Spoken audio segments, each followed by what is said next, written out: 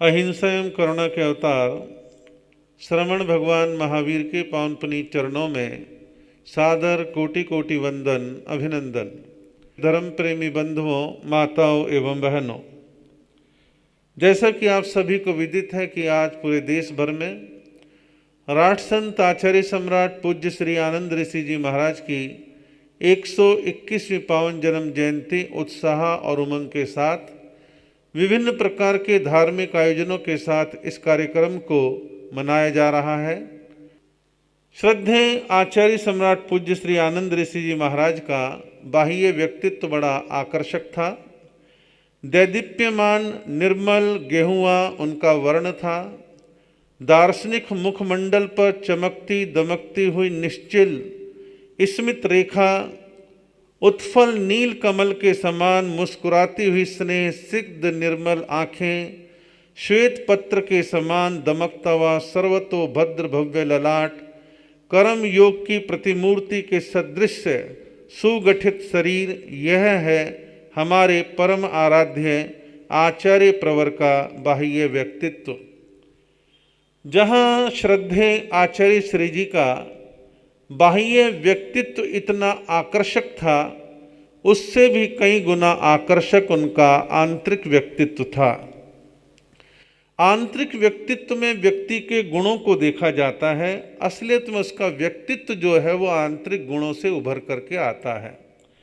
श्रद्धेय आचार्य श्री जी के जीवन में साधु जीवन के जो गुणों का एक उभार होता है वो समग्र रूप से उपस्थित था। उनमें शांति थी, समता थी, सहजता थी, ज्ञान था, निरअभिमान थे, कर्मठ योगी थे। अनेक प्रकार की विशेषताएं उनके जीवन के अंदर विद्यमान थी। परम श्रद्धेय आचार्य श्री आनंद ऋषि जी महाराज, उनका पावन जन्म विक्रम संवत 1957 श्रावण शुक्ला एकम यानी आज का यह पवित्र दिन और 26 जुलाई सन 1900 में उनका जन्म संतों ऋषि मुनियों की महान भूमि महाराष्ट्र में भी अहमदनगर जिला और अहमदनगर जिले में भी चिचोंडी नाम का ग्राम। मुझे भी उस चिचोंडी ग्राम जो पावन भूमि है श्रद्धेय आचार्य श्री के जन्म की, मुझे भी वहाँ 2015 में जाने का अवसर प्राप्त हुआ।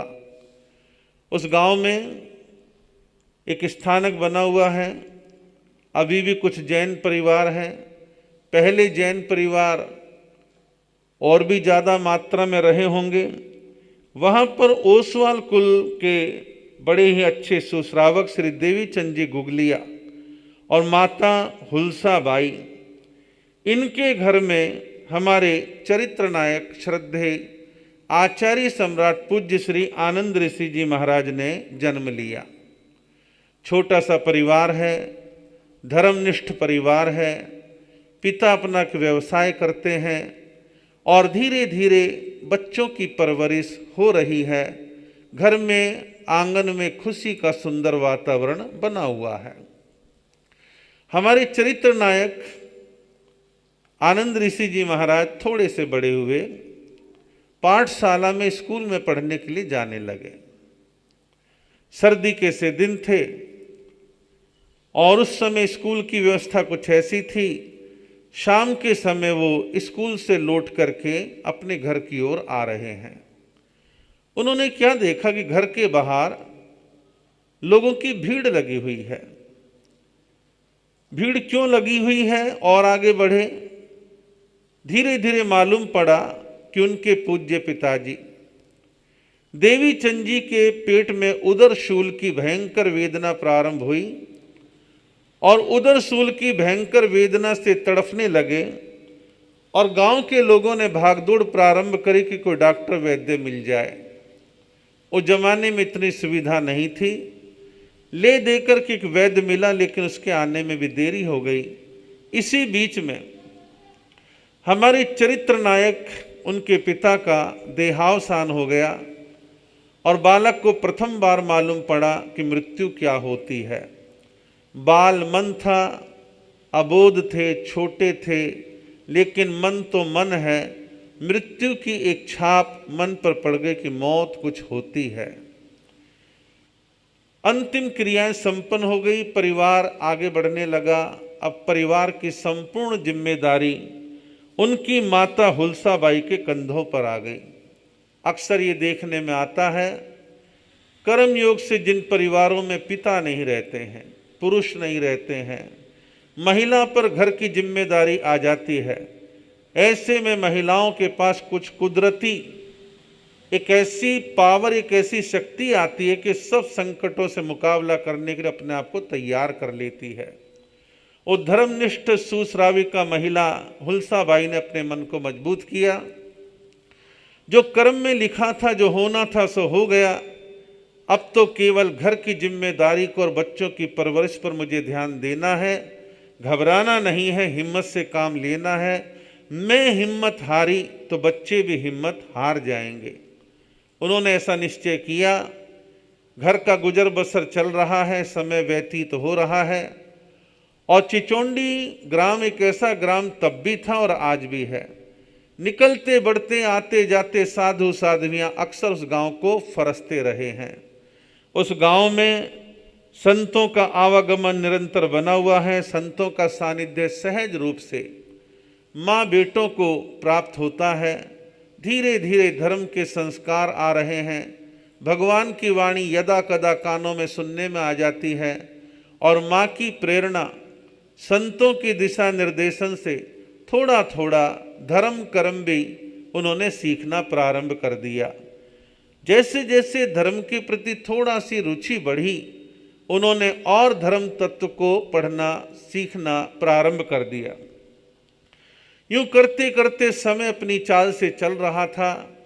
इधर हमारे चरित्र नायक श्रद्धे आचार्य श्री जी, उनकी उम्र भी 9-10 साल की एज के आसपास आ गई। और इधर जो है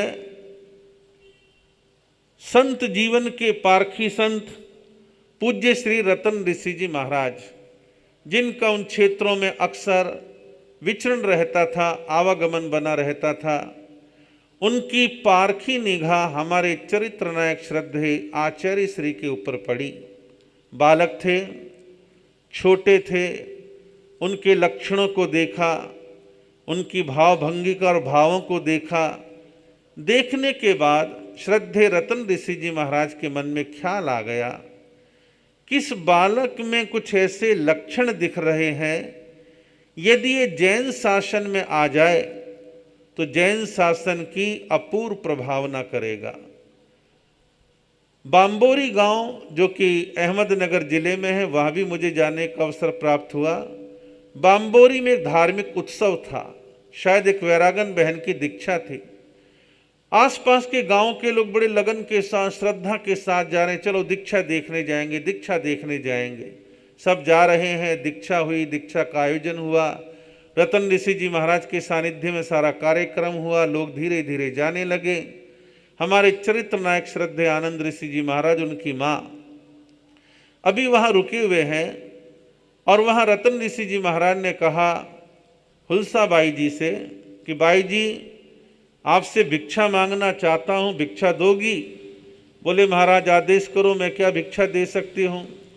नहीं, आप दे तो सकती हो, लेकिन वो भिक्षा आपके देने के अधिकार क्षेत्र में है। आप देखो, आप देती हो नहीं देती हो। बोले फरमाओ महाराज। बोले आपका जो बालक है, ये बालक नेमीचंद जो है जैन शासन का सितारा बनेगा, महान आचार्य बनेगा, जिन शासन की महान प्रभावना करेगा। आप ये मेरी झोली में दे दो, मुझे बहरा दो, ये मुझे दे दो। इस बात को सुन के जो माँ बहुत पहले से नानुक्कड़ कर रही थी कि मेरे भाव नहीं है, मेरे भाव नहीं है, आज एक ऐसा समय आया कि माँ के मुख से भी इनकार ना हुआ, क्योंकि होनी ही कुछ ऐसी थी।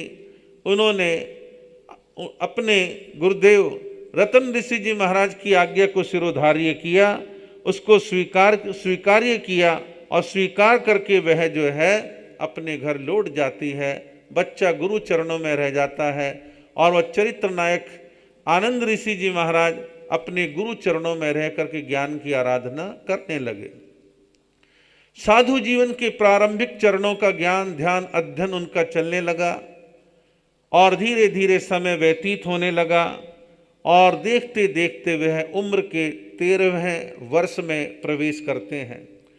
उम्र के 13वें वर्ष में प्रवेश करते 13 साल की उम्र क्या होती है? सुकुमार बाल्य अवस्था होती है।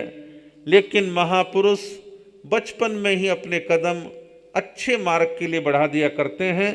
विक्रम संवत 1970 मीरी गांव, जो कि मीरी गांव भी अहमदनगर जिले में है, वह पूज्य श्री रतन ऋषि जी महाराज के पावन पुनीत चरणों में हमारे चरित्र नायक आचार्य श्री आनंद ऋषि जी महाराज की दीक्षा उत्साह और उमंग के साथ संपन्न होती है। मेरा सौभाग्य है कि मीरी गांव में भी जाने का हमारे को अवसर प्राप्त हुआ है। अब दीक्षा संपन्न होने के बाद और दीक्षा होने से पहले ज्ञान का कुछ बेस जो है आनंद ऋषि जी महाराज के जीवन में बन चुका था। अब गुरु के पावन सानिध्य में रह करके जम करके ज्ञान ध्यान आराधना में अपने आप को उन्होंने लगा दिया।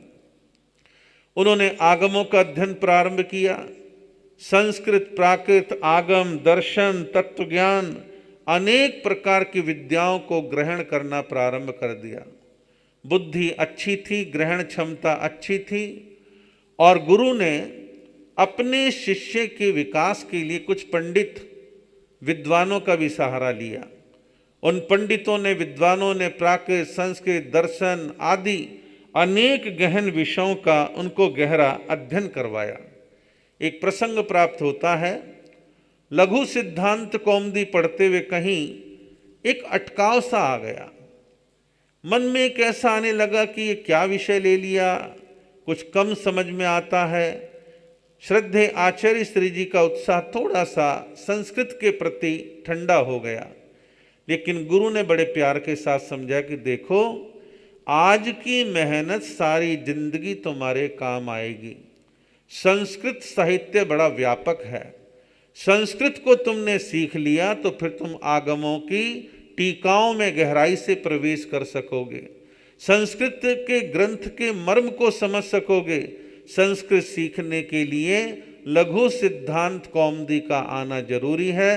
इतना कहना था, गुरु की आज्ञा हुई और विनयवान शिष्य बड़ी मेहनत के साथ फिर लग गए और उन्होंने लघु सिद्धांत कौमुदी सब कुछ उन्होंने संस्कृत में सीखा।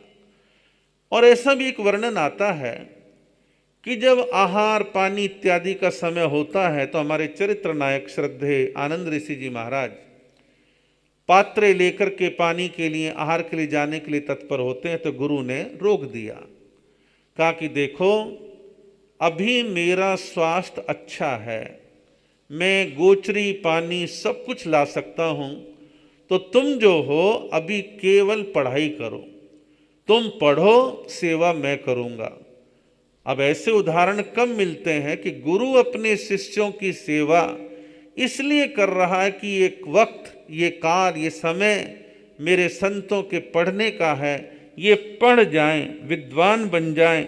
इस प्रकार का भाव गुरु का था। गुरु ने अपने जीते जी अपने शिष्य को एक योग्यता के शिखर पर पहुंचा दिया, लेकिन आयुष्कर्म की प्रबलता, एक समय आता है कि गुरु का वियोग हो जाता है।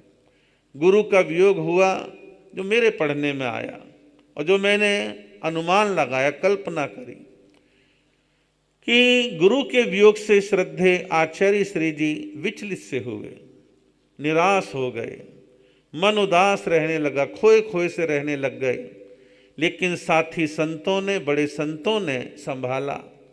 कहा कि जीवन में एक वियोग के क्षण भी आते हैं। गुरु का वियोग हो गया, मानते हैं कि तुम्हारा लगाव था, लेकिन इस होनी को स्वीकार तो करना पड़ेगा। उसके बाद हमारे श्रद्धेय आचार्य श्री जी, जो बिल्कुल जवान अवस्था में थे, सुंदर थे, प्रभावपूर्ण शरीर था और बड़ा गठित शरीर था, आकर्षक थे, ज्ञान गंभीर थे, आचरण बड़ा विमल निर्मल था, बड़े प्रभावी थे और अच्छे प्रवचनकार थे। श्रद्धेय आचार्य श्री आनंद ऋषि जी महाराज जब आचार्य नहीं थे, केवल आनंद ऋषि थे, महाराष्ट्र के गांव गांव, नगर नगर, डगर डगर में विचरण करते हैं और विचरण करके धर्म की प्रभावना करते हैं। जहां जाते हैं लोग दांतों तले उंगली दबा लेते हैं। इतनी कम उम्र में इतना ज्ञान, इतनी समझाइश, इतने सुंदर प्रवचन देते हैं। और मैंने पढ़ा कि उनका प्रथम प्रवचन साधु बनने के बाद अहमदनगर के पुराने स्थानक क्षेत्र में जो है उनका प्रथम प्रवचन हुआ था। इस प्रकार वो आगे उन्नति की ओर बढ़ने लगे, जनता उनको स्वीकार करने लगी और उनका बाह्य आंतरिक व्यक्तित्व और व्यवहार बड़ा सुंदर और प्रभावशाली था। समय बीतने लगा, बीतते बीतते विक्रम संवत 1999 आ गया। विक्रम संवत 1999 माघ कृष्णा छठ के दिन पाथर्डी, अहमदनगर जिले में पाथर्डी, जो कि बड़ा ऐतिहासिक क्षेत्र रहा है, आते समय हमारे से छूट गया वो क्षेत्र। पाथर्डी जो है बड़ा ऐतिहासिक क्षेत्र रहा है और वहाँ महाराष्ट्र के संत समुदाय ने आचार्य श्री आनंद ऋषि जी महाराज को 42 साल की उम्र थी, 29 साल का दीक्षा पर्याय था, ऋषि संप्रदाय के उनको आचार्य पद पर आरोहण किया।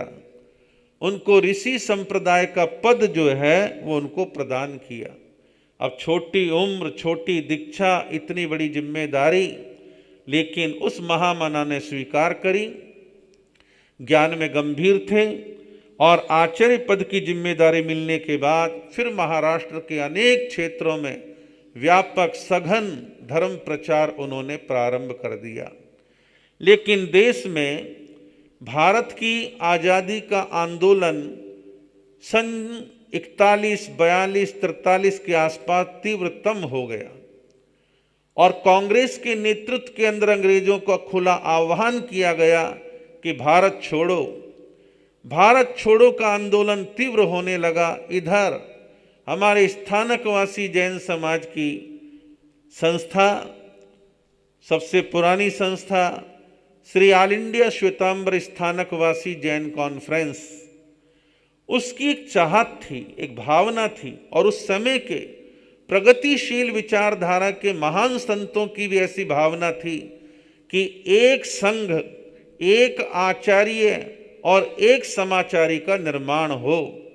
इसके लिए जैन कॉन्फ्रेंस के नेतृत्व के अंदर एक बहुत बड़ा सम्मेलन सन 1933 के अंदर अजमेर में हुआ था, जहां एक संघ बनाने का प्रयत्न किया गया, लेकिन भिन्न भिन्न विचारों की वजह से वहां वो सफलता नहीं मिली। फिर समय अपनी चाल से चलता रहा। कॉन्फ्रेंस ने और मूर्धन्य संतों ने प्रयत्न नहीं छोड़े। जो संगठन प्रेमी थे वो लगातार लगे रहे। परिणाम ये निकला, इधर देश आज़ादी की ओर अग्रसर था, इधर कॉन्फ्रेंस सहित प्रगतिशील विचारधारा के संतों का प्रयत्न था कि एक संघ बने।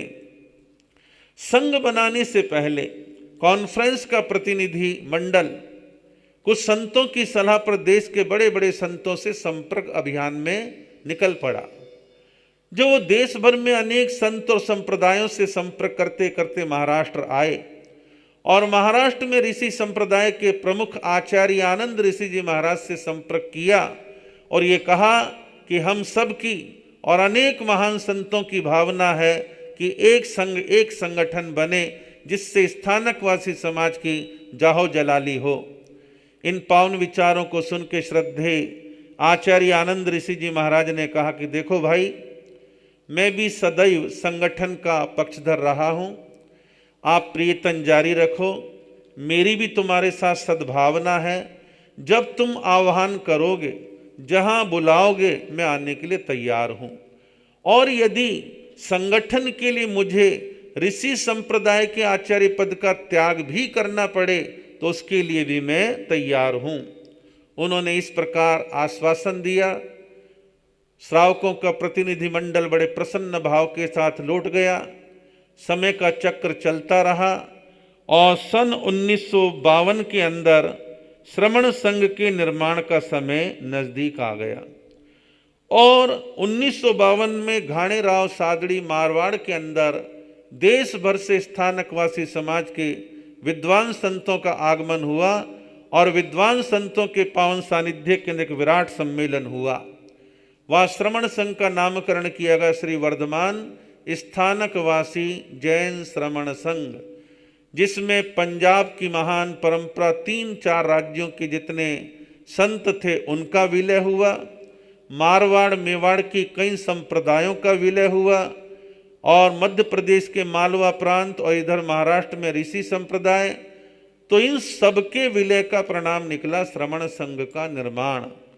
और श्रमण संघ के निर्माण में भी प्रथम आचार्य सर्वसम्मति के साथ आचार्य सम्राट पूज्य श्री आत्माराम जी महाराज को बनाया गया। 1952 और 1962 10 साल तक आचार्य श्री आत्माराम जी महाराज ने श्रमण संघ का नेतृत्व किया, संघ का संचालन किया। सादड़ी के सम्मेलन के बाद राजस्थान में और भी 3-4 सम्मेलन हुए और सभी सम्मेलनों में आचार्य आनंद ऋषि जी महाराज की उपस्थिति रही और उन्होंने हर सम्मेलन के अंदर अपनी भागीदारी दी, अपनी सलाह, अपने विचार दिए।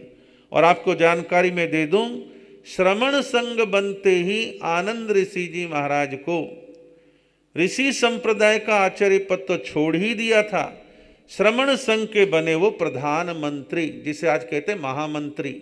आज महामंत्री शब्द हो गया, पहले प्रधानमंत्री कहा करते थे। प्रधानमंत्री के बाद फिर बने उपाध्याय श्रमण संघ में और उपाध्याय के बाद श्रद्धे आचार्य श्री जी श्रमण संघ में आचार्य बने। इस प्रकार समय अपनी तेजी के साथ चलता रहा और धीरे धीरे विक्रम संवत 2019 आ गया।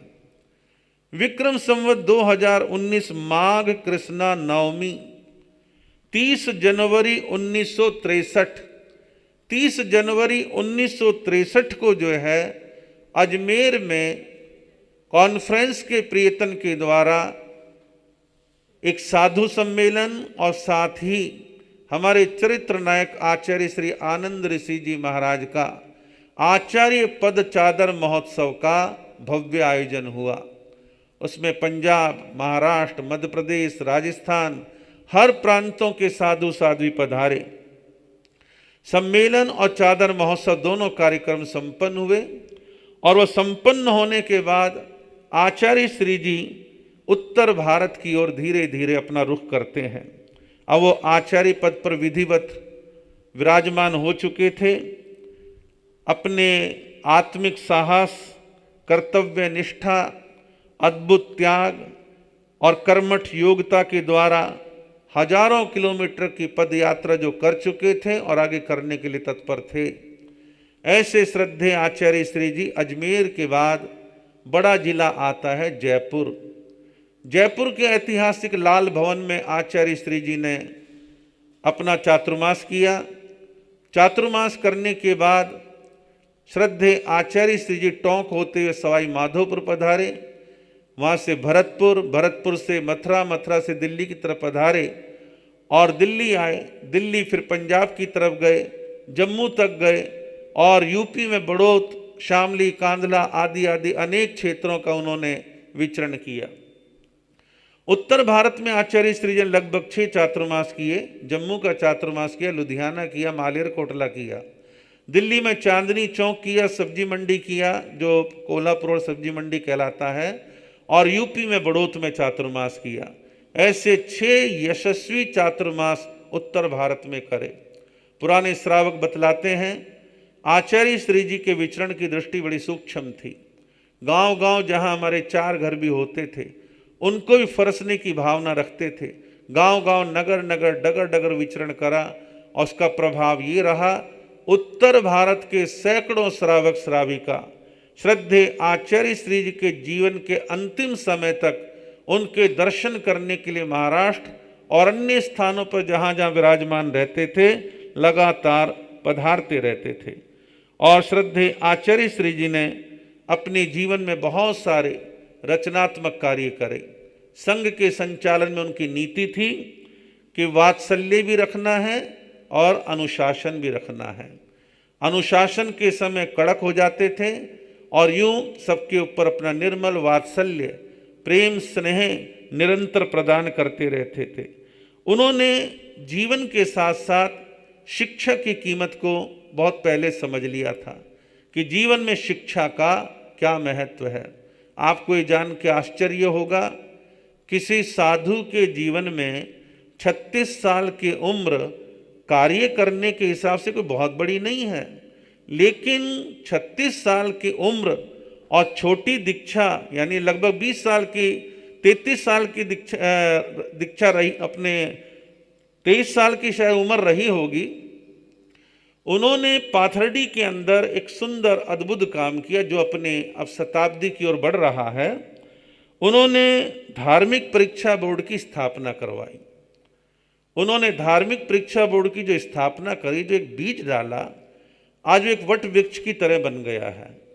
वट वृक्ष में क्यों कह रहा हूं कि पाथर्डी में आज भी अनेक शिक्षण संस्थाएं इसी संस्था के अंतर्गत चल रही हैं और बाद में कुछ समय के बाद पाथर्डी परीक्षा बोर्ड को अहमदनगर शिफ्ट कर दिया गया।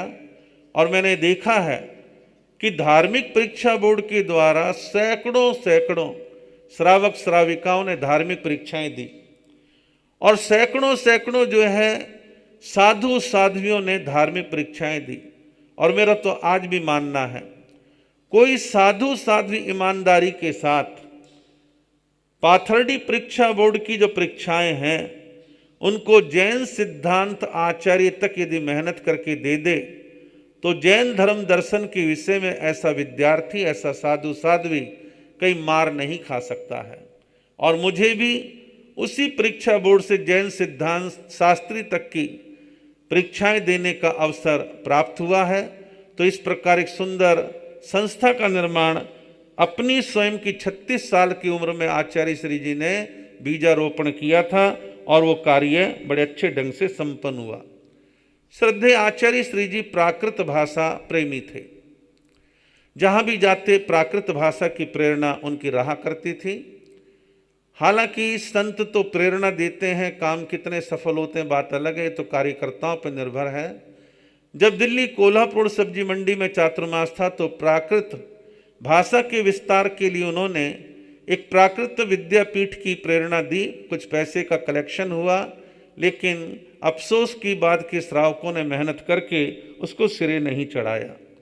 आचार्य श्री जी जहाँ कहीं भी जाते थे तो वहाँ जाकर के बच्चों की धार्मिक पाठशाला की अक्सर प्रेरणा देते थे।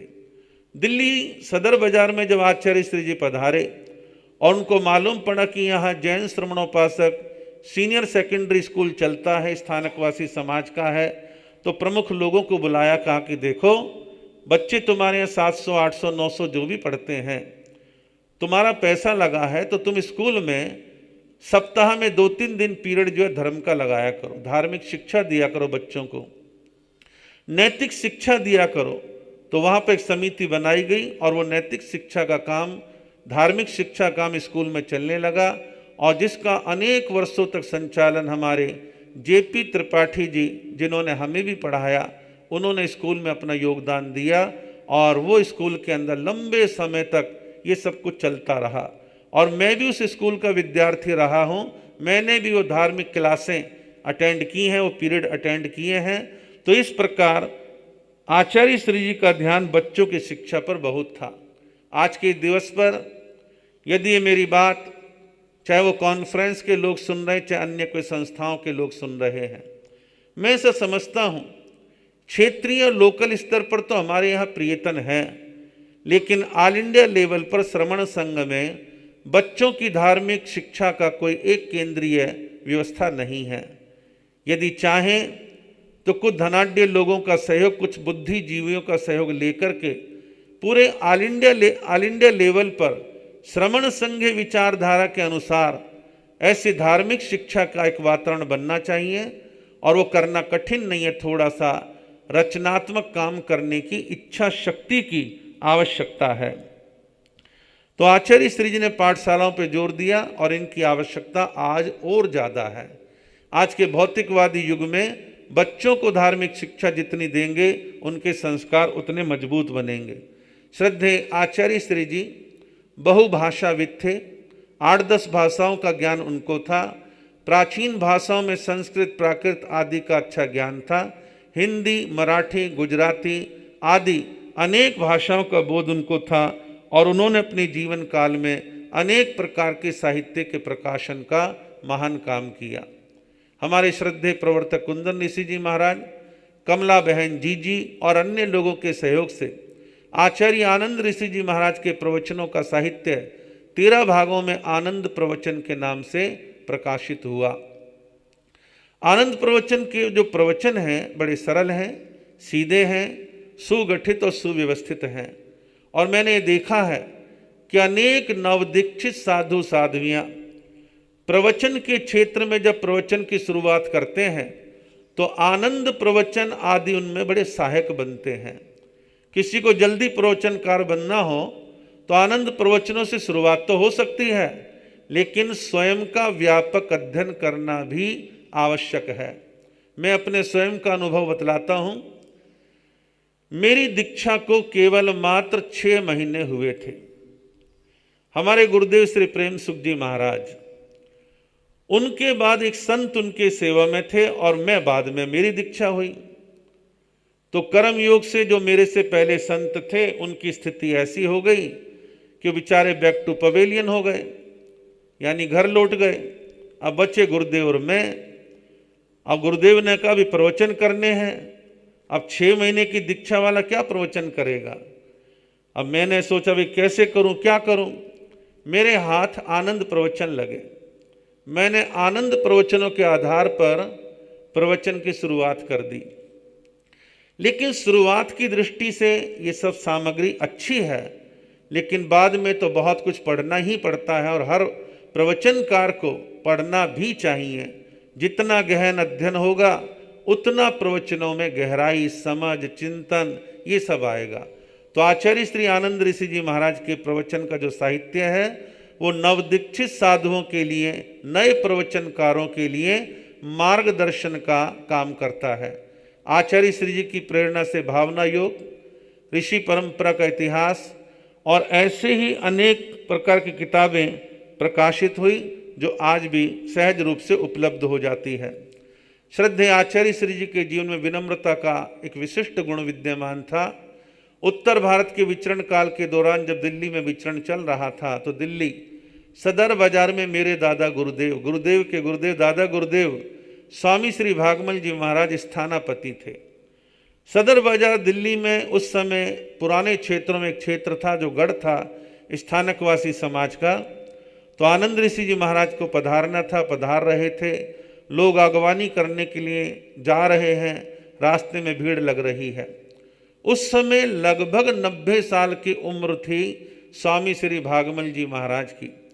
तो भागमल जी महाराज जिनको बुढ़ापा था, जंघा बल कमजोर हो गई थी, चलना फिरना ज़्यादा संभव नहीं था, 3 मंजिली स्थानक से धीरे धीरे उतर करके ग्राउंड फ्लोर यानी सड़क पर वो आए। लोगों ने कहा महाराज आप वृद्ध हैं, ऊपर ही रहते, आचार्य श्री पधार जाते। नहीं भाई, हमारे संघ के सरताज पधार रहे हैं, उनकी अगवानी, उनका वेलकम तो करना ही है। आगे पधारे हुए हैं, आचार्य श्री पधारे, परस्पर वंदन व्यवहार हुआ और धीरे धीरे ऊपर की मंजिल में आए, प्रवचन हॉल में आए।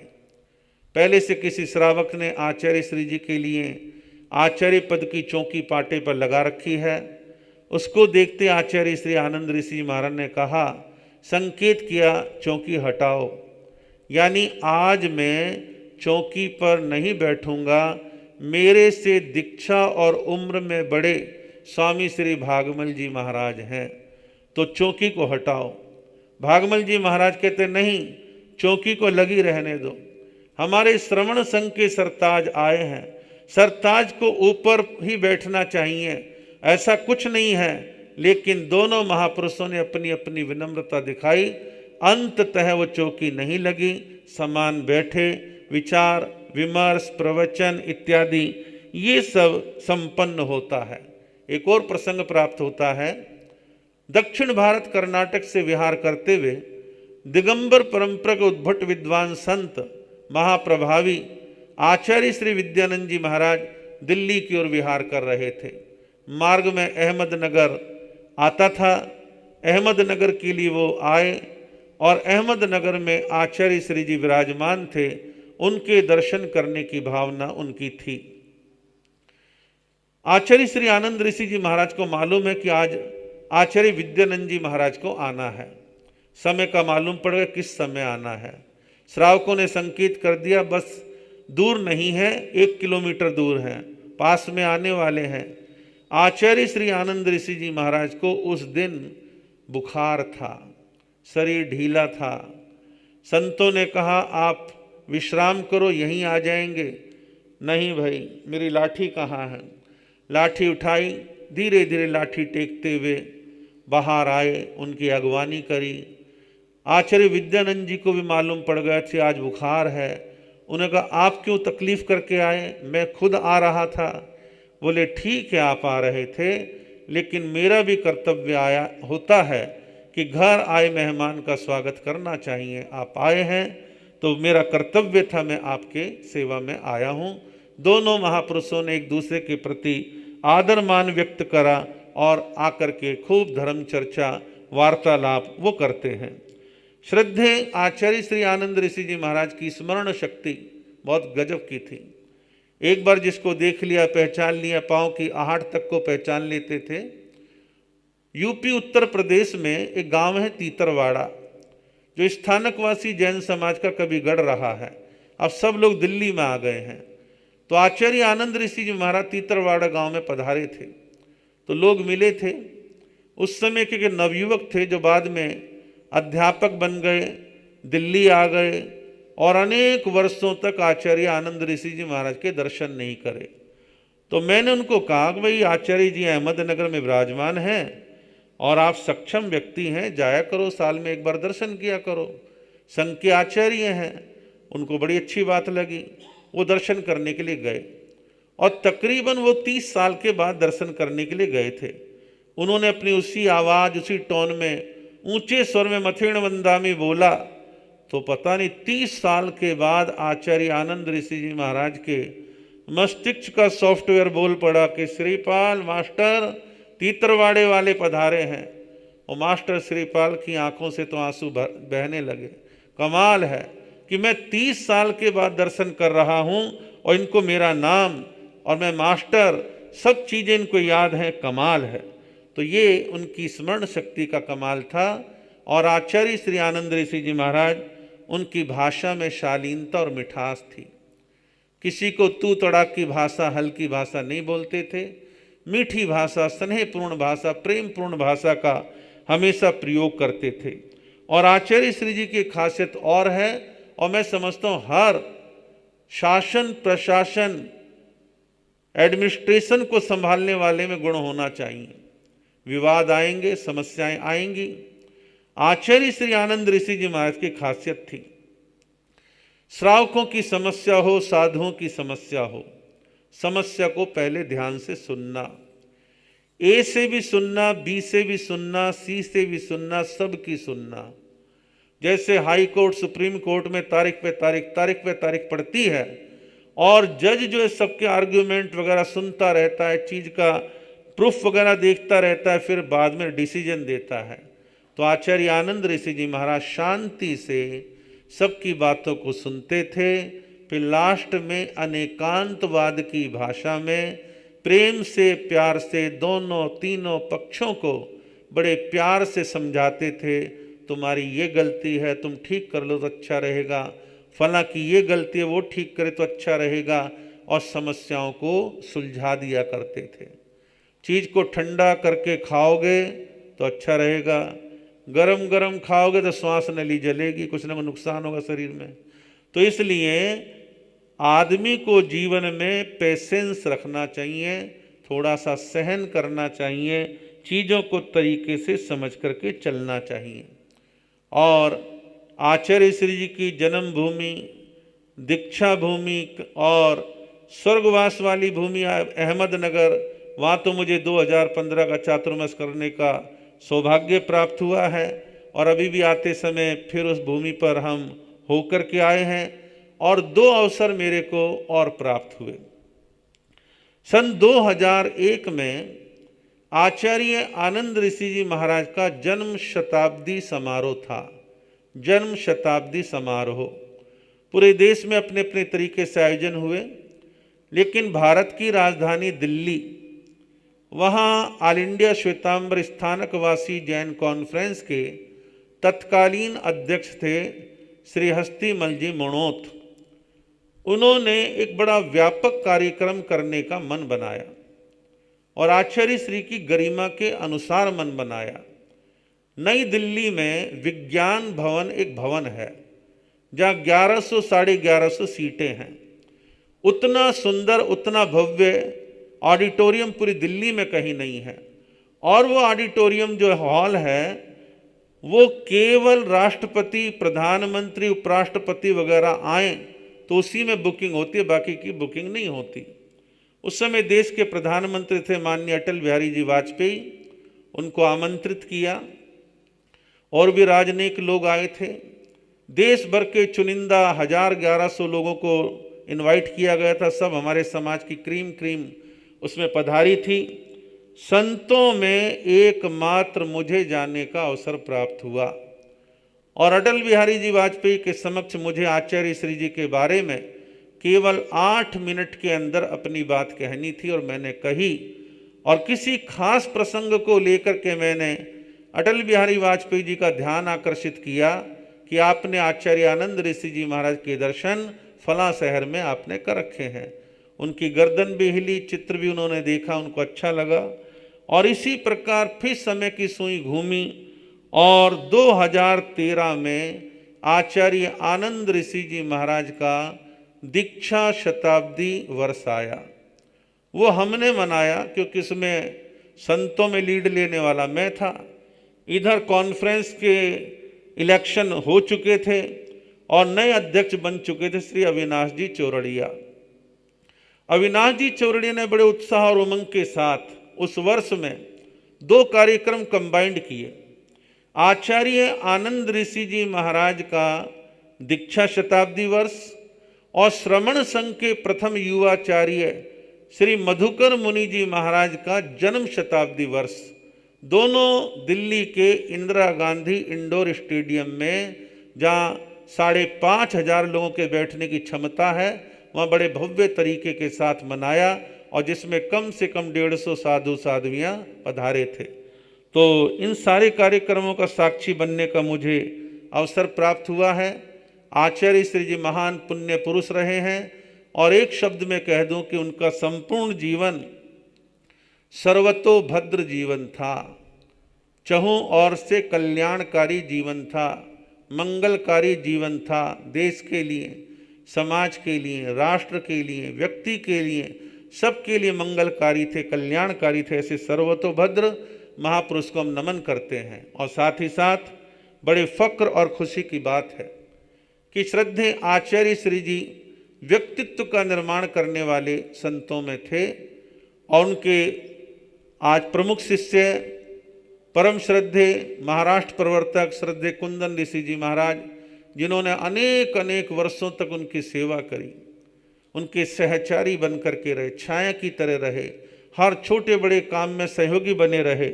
आज वो अहमदनगर में विराजमान हैं, बड़े सरल हैं, बड़े भद्र हैं और खूब उन्होंने भी जैन शासन की प्रभावना करी है। श्रद्धेय आचार्य श्री जी के एक और विद्वान सुयोग्य शिष्य हैं जो बड़े विद्वान अपने श्री आदर्श ऋषि जी महाराज, जिन्होंने विचरण कम किया लेकिन गुरु के लिए अपने आप के जीवन को समर्पित कर दिया। आचार्य श्री जी के स्वर्गवास के कुछ ही वर्षों के बाद उन्होंने एक महान संकल्प किया कि उनके नाम से आनंद ऋषि हॉस्पिटल बनाना है।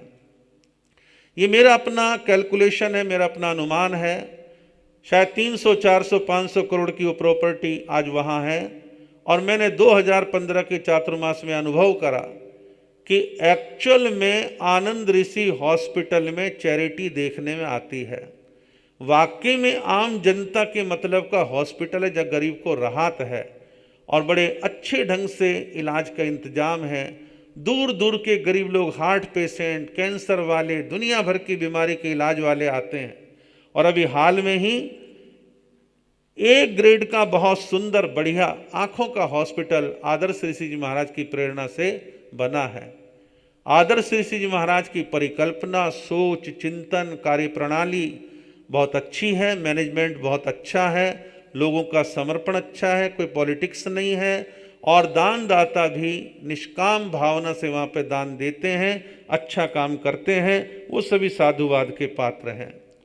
श्रद्धेय आचार्य श्री जी के एक और उद्भट विद्वान संत हैं प्रज्ञा महर्षि उपाध्याय प्रवर श्री प्रवीण ऋषि जी महाराज। हम कई बार चर्चा करते हैं कि वो तो उनका जीवन ऐसा है, वन मैन आर्मी की तरह काम करते हैं। एक अकेले प्रवीण ऋषि अपने आप में एक संस्था है, एक साथ अनेक अनेक काम करते हैं, हारते नहीं, थकते नहीं, कर्मठ हैं, 30-30 किलोमीटर के विहार करते हैं, तपस्या करते हैं, एकांतर करते हैं, आगमों की चर्चा कर लो, ध्यान की चर्चा कर लो, किसी कठिनतम विषय की चर्चा कर लो, और सबसे बड़ी बात कि लोगों को प्रैक्टिकली धर्म की तरफ लगाने का भरपूर प्रयास जो करते हैं, और लोग लगते भी हैं। तो ऐसे कर्मठता का जीवन उनका है। और ऐसे ही श्रद्धेय आचार्य श्री जी के छोटे शिष्य और हमारे श्रवण संघ के वर्तमान युवाचार्य श्री महेंद्र ऋषि जी महाराज, उन्होंने भी अपने आप के जीवन को गुरु चरणों में निखारा, मेहनत करी, अपने साधु जीवन के सतत गुणों का अवगाहन करते हुए धीरे धीरे संघ समाज की निगाह में आते रहे। और हमारे श्रवण संघ के वर्तमान आचार्य ध्यान योगी श्री शिव मुनि जी महाराज ने उनकी प्रतिभा, उनके व्यक्तित्व को जाना, समझा और परखा, और इंदौर के साधु सम्मेलन में 2015 में उनको श्रवण संघ का युवाचार्य नियुक्त किया। आज वो श्रवण संघ के युवाचार्य हैं। धीरे धीरे धर्म और शासन की व्यवस्थाओं को मजबूती के साथ समझ रहे हैं, और समय आने पर संघ का नेतृत्व भी मजबूती के साथ करने के लिए सक्षम हो जाएंगे। तो इस प्रकार श्रद्धेय आनंद ऋषि जी महाराज ने अपने साथ साथ अनेक मूर्तों का निर्माण किया, अनेक मूर्तियों का निर्माण किया, और ये जीवंत मूर्तियाँ आज जिन शासन की प्रभावना का सुंदर कार्य कर रही हैं।